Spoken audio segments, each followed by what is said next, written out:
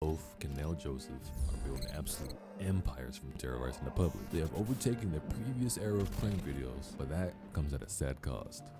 Hi, I'm Saiji, and I create weekly commentary content on whatever I find interesting myself. Motherfucker got some raw ass editing, bro. Channels exploring their mental health, their daily hardships, and what built them to be the creators they are today. Let's start with the current king of pranks. Gideon is an amazing content creator, one so highly respected within the community.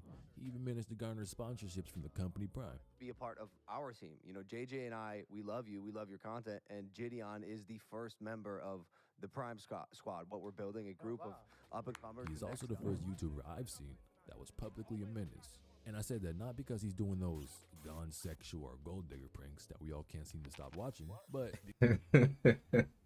bro, for the longest of time I thought them pranks was gone, them gold digger pranks and all that was like them.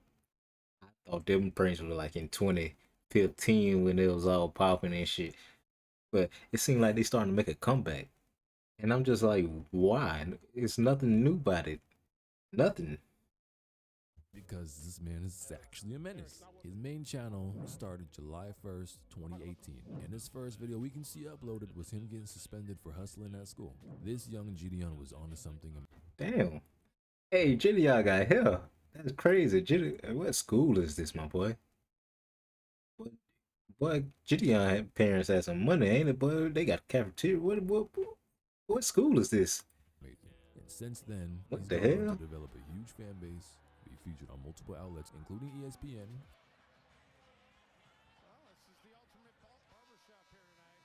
I ain't gonna lie, I like these pranks. This was a nice prank right here. But what I don't be liking about these prank channels and shit is when they messing with people. I never liked them types of pranks. Ever. When y'all mess with people just trying to go about their regular days, their daily life and shit. I don't like when they be messing with people. Like, I feel like, why? Why you trying to, first off, you aggravating somebody to the point where they want to throw hands or do something to you, but then you just want to try to, the way you try to get away from it, oh, it's a prank, it's a prank. Man, no, man, you just been fucking with this man for a good 5 minutes. And then you finally get a reaction out on, you want to post them on social media and YouTube and all that for money and all that. But you done aggravated this man for the last 5 minutes and tried to get that out of him the whole time. Like, I seen one prank that I didn't really like. It was I think what his name is, Khalid. Dang, he be hanging with Gideon though. He be hanging with Gideon, but basically he was stealing people airport luggage. Like, basically, if he saw them walking, he'd go up to them and try to take the luggage, be like, "Oh, this mine, this mine," and then trying to get a rise out of people. And some people started fighting back. They started punching him and all that, and I don't blame them. Because first off, you're already in an airport where you're already tired, you're mad because you got to go through the lines and all that, sit there and wait in lines and all. Yeah, you're already mad. Then you got he looked like, I see, 19, 20-year-old talking about, oh, this my suitcase. Man, I'd be mad too. That'd be aggravating. That would be real aggravating. But this one right here, the ones he be doing just sitting, because he did a WNBA thing where he was sleeping. I ain't watch it yet. Still ain't watch it. But I ain't got no, that was a decent prank. He just went to sleep. Now, they could be mad, but hey, he wasn't messing with nobody. He ain't hurt nobody. It was all cool. I was cool with that type of prank. Cool with that prank. He ain't messing with nobody. Amazing. Right there. He does indeed live a good life, but his good life does not come without sacrifice. If you dive a little deeper, you'll observe that Gideon is very stressed out. I noticed this particularly when he would periodically take breaks. Not too long ago, he left for a few months to create fire content with Nico. That left his fans dehydrated for content. Fans of his often got upset. They demoralize him so much because he's not able to provide them a little dose of serotonin for 13 minutes on average his videos are. Damn. This pressure is huge. And one thing I will say, I respect him as a man for being able to be vulnerable with his audience. The constant demand to please his fan base places huge pressure on him to the point where it's actually upsetting to watch. We won't deny that his content is amazing, but to consistently keep up that high level of content and to feel bad for not being able to produce good content or deliver. I ain't gonna lie, like, Well, I don't care who you is, even that'll take a toll on anybody. Like you can't be a fucking menace 24/7 all days out the week and all that. You can't be a menace for that long. You need a break somewhere in there. Even if you're getting paid to do it, you still need a break. Cause if you're not, I want to say if you're not even that type of person that's willing like to do that, I can't say you're not willing to do it, but damn, I fuck. I don't know. Living, and when I say that he feels bad, I mean Couldn't It's finish the sad thought. that I'm just now realizing that like I'm selling out on you guys, bro. I'm phase rugging y'all, and it's sad because I don't want to do that to y'all, bro. I literally love you guys. It was supposed. Damn, they had bro crying. Damn, boy, they good. I ain't gonna lie, they good for that because they kept that on the wraps. I ain't hear about none of this. Usually they'll what you call it. Usually they'll be clipping it up and all that, have it air well, and trying to embarrass him and all that. I ain't even know about this. supposed to be us versus the world, but it's like I'm joining the world. it's painful. It seems like people forgot that content creators are Hold people. up. He said replay that and read the chat, right? To y'all, bro. I literally L prank, W Dion Chain. Blah. love you guys. It was supposed to be us versus What the fuck happened? Yeah, you phase rug, bitch. Thing selling is your hairline. Love you, L chat. the world, but You ain't selling out, don't worry, stop it, it's okay. The fuck? it's like Blah blah blah. I'm joining the world. It's painful. It seems like people forgot that content creators are people. And it actually doesn't just stop there. Gideon does also fairly go to jail pretty often, just to please his audience too. And that right there in itself is a huge risk. Jail's not a fun place at all. I mean, have you ever seen a clip of Beyond Scared Straight? Nah, why he had to put that in there? Knowing good or well they'll just fuck with them kids. I used to love that show though, but that shit used to be funny. I ain't gonna lie. That show used to be funny. Them boys used to be talking real gangster, talking all that gangster talk. But as soon as they go in there, they used to get all scared doing this. I wonder how it affect them after that when they had that type of reaction in there. Cause I know they got clowned for that. Like, oh boy, outside you a real gangster. You doing all that gangster stuff, but once you got inside, boy, you bitched up. I wonder how that went in school for them the next day.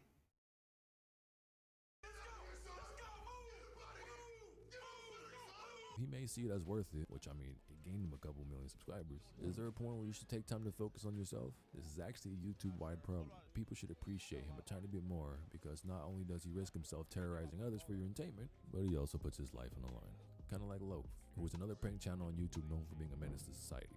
I don't know him. But his story is quite a bit different from Gideon's. Before I get started though, I want to point out something that's really important. Go ahead and type Loaf in the search bar. LOFE. As of April 3rd, 2023, Loaf does not pop up under a single search term. He's a popular creator. Could he possibly be getting shut up by YouTube? I don't know about Loaf that started one. his YouTube channel back in September 14th, 2013. Loaf has always been a laid-back guy. Hold on. I need to see about that one. Let me see.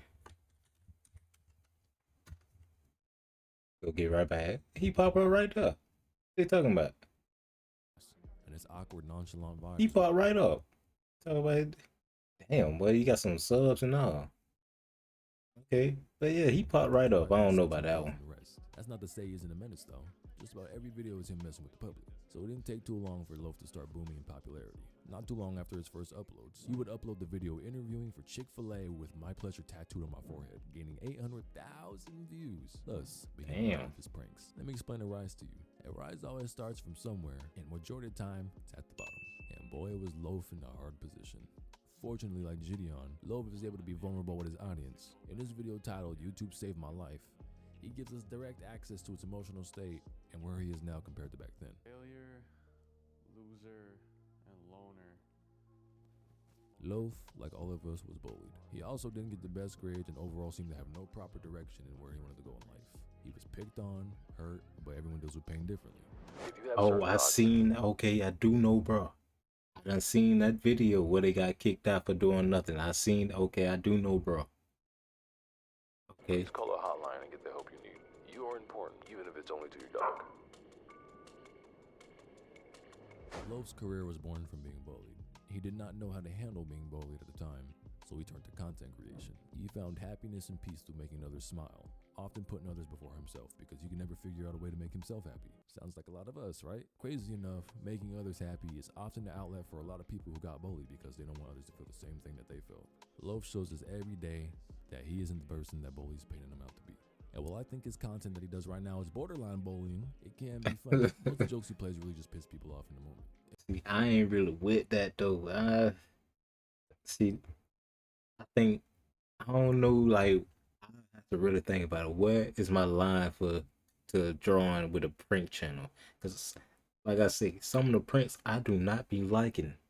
I don't like when they be fucking with people and making them mad and all that. I don't like that. But I have to figure out like where I draw the line for something like that. I just have to think about that. And if you Actually, notice a pattern with the best YouTube menaces, pay attention to how often these channels encounter police. Again, I see them meeting the new prank agenda, which is getting cops called or getting banned from establishments. Sometimes while he does go a little far, he normally makes it out alright, unlike a content creator who has gotten prison sentences for the pranks that they pulled. This content creator in Morocco went to prison for 3 years for a prank they pulled. The unnamed man pulled a prank by putting a desk and sitting in front of a thankfully non-automatic train. okay, no, that's not even a prank. What? How is this a prank? You could have died. How is this a prank? Who is you prank? This just stupid.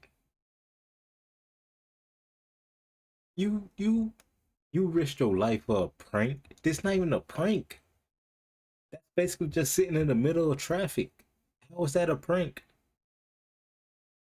I don't understand this one. Stop in time before hitting the unnamed man, but the level of pranks people go for a bit of internet fame is crazy. He's Yeah. sitting there, really drinking a cup of coffee and smoking. You know what the unfortunate part is? He didn't even get the fame you wanted. He's labeled as unnamed man in the article. Congrats. You spent 3 years in jail for an article still unnamed. Yeah, There's also a that story one. of a YouTube prank robbery where a 20-year-old wielded a knife to stage a robbery. Unfortunately, that man Timothy Wilkes was shot. I don't know where he's seen that as a good idea, but it's sad to see his life taken because of his goals for YouTube. Yeah, no. Like that's another thing too. Like it might start at Gideon and Lofi and all that. It might start with them, but once it start trickling down to the people that see that they getting success and all that, that's where the problem caused. It start causing this like they trying to do anything to try to get that success like them, but they think in order to get that they got to do more wilder stuff to try to go viral, which is horrible. Like, why would you even think that's something cool to do? I don't know. I don't know why. I don't know what was going through his mind when he did that dumbass shit. But how about another big name creator that gets in illegal trouble, but also street trouble? Let me introduce you guys to Canal Joseph. When you search in his name on YouTube, That's who he is. Canel. He the one that was doing the airport pranks. That's who it was. the first term that shows is Canal Joseph fight, which says enough about his level of pranks. Canal Joseph, in my opinion, is probably the biggest public menace of them all. It Yeah. wasn't as easy for him to grow as it took 3 years for his first video to pop off, doing his Spider-Man No Way Home Ding Dong Ditch pranks. His greatness does, however, come with a cost. It's pretty often when Canal Joseph goes to extreme measures, and oftentimes he encounters people who don't enjoy the pranks as much as he does. There are multiple clips of him getting pressed or physically in fights with people he's pranking. Sometimes they'll grab him, sometimes they'll threaten him. Actually, there's even a viral video of him stealing luggage as a prank, which isn't much of a prank. In the See? Canal can be See, Canel be going a little too far sometimes. I ain't gonna lie. He be going too far. He one of the ones that I can't really watch. seen getting slapped by the person that he But he know he be in the wrong. He even said I done seen him say, I know I be in the wrong, so I know I can't fight back most of the time. prank. Yep, see this the video I was talking about. I won't discredit that at times. Yeah, when that video came out, he said, yeah, I know I'm in the wrong, so that's why I don't be fighting back or nothing like that. He does go to clear up prior beef that he may have with people. But unfortunately, that's the image that he built on himself. He's, in my opinion, the most extreme out of the big 3 YouTubers I mentioned, and often putting his safety on the line just doesn't seem worth it. He has to make extreme content like that now because of his image, and I don't think he can make normal level pranks because of how he built his channel. But I will say, shout out to his boy Spirit. He's such a great guy for real. You good? I like Canel Joseph. I'll give him his props for providing a platform for Spirit as well. Canel also got vulnerable in front of his audience with, I really thought like at the end of the year, I thought I was gonna be at 100K, and the year hasn't even ended, bro. And we're almost at a million, bro. And this is insane. and I think it's beautiful that content creators are stepping out and being very visual and vocal about their mental health. It's a beautiful time we live in, and luckily, not too many are clout hungry. But this also isn't a video made to gain sympathy for these pranksters, because 9 times out of 10, they're harassing locals in the public at some point. But locals weren't getting harassed, rather they were going sexual. Gold digger pranks and guns. Damn, bro, I called it. I said 2015. Well, my memory on point with this, boy. I knew around the time it had to be like around 2015 when them types of prank channels were popping off. Sexual pranks were our guilty pleasures. This was the first peak of pranks. They would be scripted videos where normally creators would park a nice car somewhere at a gas station or in public, and they seemed to only encounter the most beautiful women in the world. Like, for real. In both ways, their luck is insane. This time period is cringy, but what can we say? Bro, that's so funny, bro, because it's somebody that do them pranks. Well, yeah, I guess you could say pranks now. And it's so, I just can't watch them. Because I'm like, bro, it's so old and we already know what's going to happen. Like, he just a few years, he be on Instagram. I guess he really do TikTok or something. He just do the same thing, this shit, 2015, but he just doing it now. Because he got a nice car and all that. Like, bro, it's over with. That type of shit is done with. Like, no, well, I can't say nobody watching because he be getting hella views and likes on Instagram and all that. Stop watching them. I mean, are you watching them for some booty? These pranks exploit women 9 times out of 10. And really, there's only proper compensation for the creator of the video rather than the women met in the videos. It's unfortunate. I mean, really. Is that your car? I can say that I think pranks in modern times are better than the pranks that Vitaly, Fuzi, and others did. I'm glad to be out of that era for sure. Pranks used to be easy though. All you had to do was place a bucket of water over a door, or put a fake snake somewhere, or just do simple things. But now people are walking with fake nuts hanging out their jeans at Walmart. No. Ain't no way people actually doing that. Bro, wildin'. Ain't no. Bro, that's automatic beat down right there, but boy, you is walking around. That's an automatic beat down if you even try to make me touch it. That's automatic beat down right there. You wildin'. Like this content, I have another video that I think you guys would really enjoy. If you go ahead and click right here, you can find out about Pokemon's tragic daily life. I promise. Hold up, I gotta like the video too.